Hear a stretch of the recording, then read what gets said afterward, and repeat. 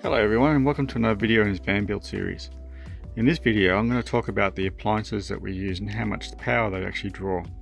Just to give you an idea that because we're running on a lithium battery, 200 amp hour battery, a lot of people are worried that running just electric cooktops and stuff rather than gas tends to draw too much power. Right, what I've got here is a sandwich maker, toaster, a kettle of water. It's full.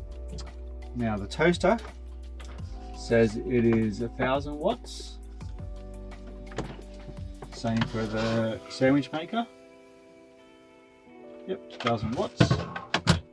And my cooktop can go up to 2600 watts. Now, I recommend you get one of these, a power meter, and what that will do, will actually tell you what these actually are using. With the cooktop, one thing you'll be careful of is that some of them would say that they can operate at like 600 watts, 300 watts, but in actual fact what they actually do is they run at maximum and then switch on and off. So a maximum current on here, like I can't run this at 2600 watts on battery. It will trip it out because it draws about 200 amps. So I typically run this on at 1600. If I'm on a powered site, then I can run it to full power because it bypasses the battery and the inverter. Where the sandwich maker, that operates at 1000 watts, but once it gets to temperature, it'll turn off and then come back on. So some cooktops do the same sort of thing, and you don't want that. You want one that says if it's going to run at 300 watts, you want it to say that it is actually running at 300 watts. So a power meter is excellent to test that. So for instance, if I plug this in to my toaster and turn that on. Now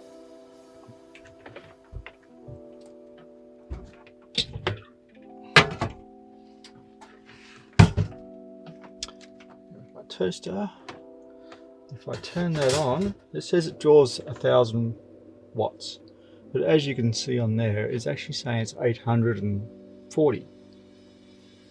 So that's way below, which is good. You don't want it to draw in too much.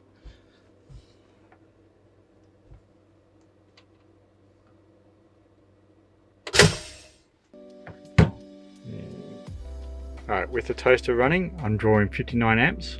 And I can run that for 3 hours, a bit over 3 hours before the battery's drained. You're never going to toast for 3 hours.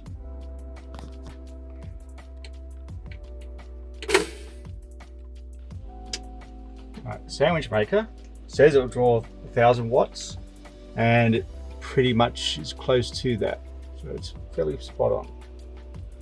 Again, with the sandwich maker, it switches on and off, so as it gets to temperature it then turns itself off, so it actually won't use that much power compared to say a toaster overall.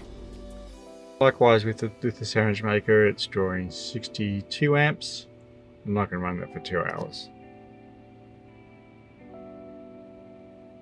64, so it actually is creeping up.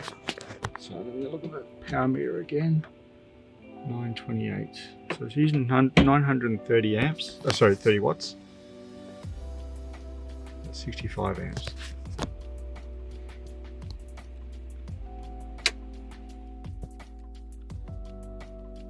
The microwave is a Breville, it's just a stock standard one, from not Pacific. It's not 12 volts, 240. It's I can't remember what wattage it is, but it's the lowest one I can find, probably 1000 as well. This model doesn't have a carousel, which is ideal for the van as well, because you don't want things rattling around or potentially smashing if you go over bumps and things.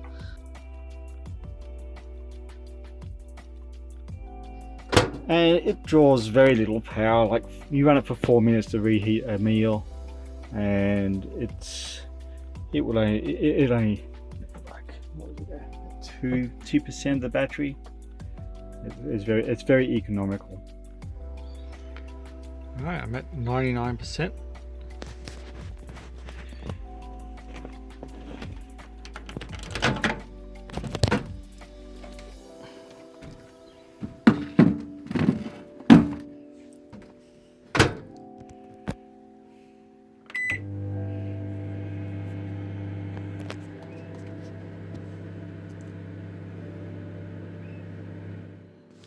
when we go away, we regularly pre-freeze some meals, put them in the freezer or the fridge, and then that way we've got something that we can heat up for the days that the weather's not too good or we just don't feel like cooking.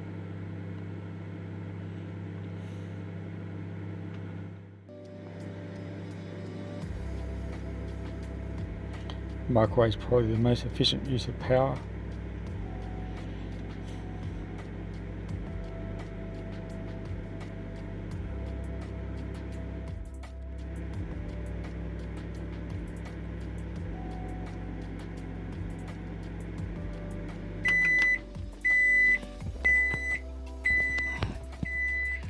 As you see, you can use about 3%, maybe 4% of power. That meal was frozen, so I'll probably have to put it in for another 2 minutes. But as you can see, it doesn't use that much power. It's pretty economical in terms of the power usage. When it comes to the cooktop, boiling water is the most expensive form of use of energy that you can come across. There's nothing more expensive than boiling water.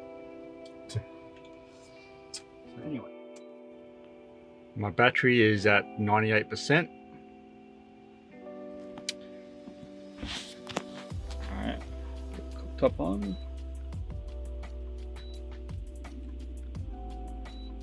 Now I'll run it at 1600.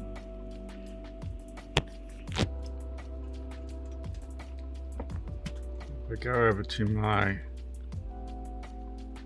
control panel here, my monitor. Alright, you can see it's drawing out 117 amps. And running it at this, I can go for 2 hours. Probably less. It's dropping down pretty quickly. Let's say an hour. So I can run at this level for an hour. Now, if I was using this for cooking, which we have done in the van, but we tend to cook outside as much as we can. Operating that for an hour is more than enough to cook a meal. In fact, running this for about 15-20 minutes, it's more than adequate. But just to give you an indication, I'll run this till it boils and show you how long it takes. Now this is full as well. Typically when I'm boiling water, if for tea, I only put a couple of cups of water in there. You don't want to boil, like I said, it's very expensive and you don't want to boil more than what you need to. If I do boil a lot like I'm doing now, and I would use that to make for the dishes in the evening. If I have any water left over, I put that into a thermos and then we can use it again next morning for breakfast. Or we wouldn't want to go too far beyond that because it's still hot, but probably not hot enough.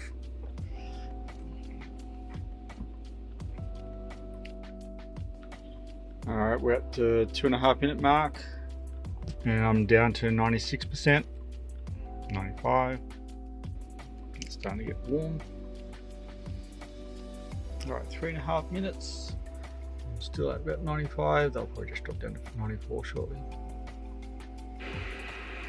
Alright, 5 minute mark.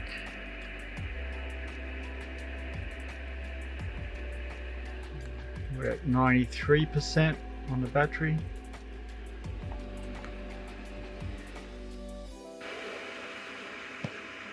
I like these kettles too because I can put it on the gas cooktop outside. We do carry a little gas burner, just so a little gas stove and a little gas bottle, because I like cooking outside. Not because we use up too much power with the cooktop. It's more the fact that the cooking smells. Like there was a time that we cooked bacon in the van. Now I like the smell of bacon, but you don't want to smell it 24 hours a day. It just makes you very hungry. 6.5 minutes. And we're at 92%. Oh, 91. And if I was just boiling a kettle for making tea, it'd be over and done by now.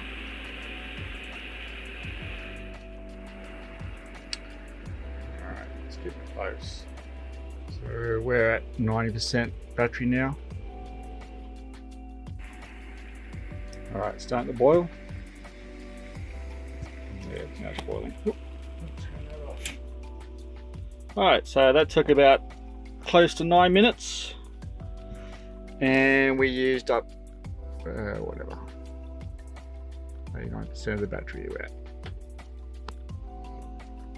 So as you can see, and that'll take about probably the rest of the day. What is it? It's lunchtime now. It's summer, so it's going to be, it'll take the rest of the day to bring that back up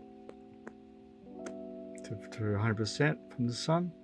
So yeah, I could probably, you wouldn't want to use the cooktop that often. If I was driving from stop to stop, that wouldn't be an issue at all. They'd be charged up with an extra hour or so of driving. So yeah, using the cooktop all the time through the day if you're driving from stop to stop, it's not a problem at all. If we're held up at a spot, a campsite, then I would boil up water and fill up a thermos so that I can give it a chance to recharge the batteries throughout the day.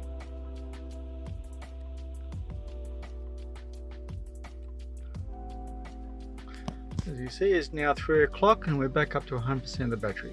So it didn't take much time at all. But mind you, it is summer.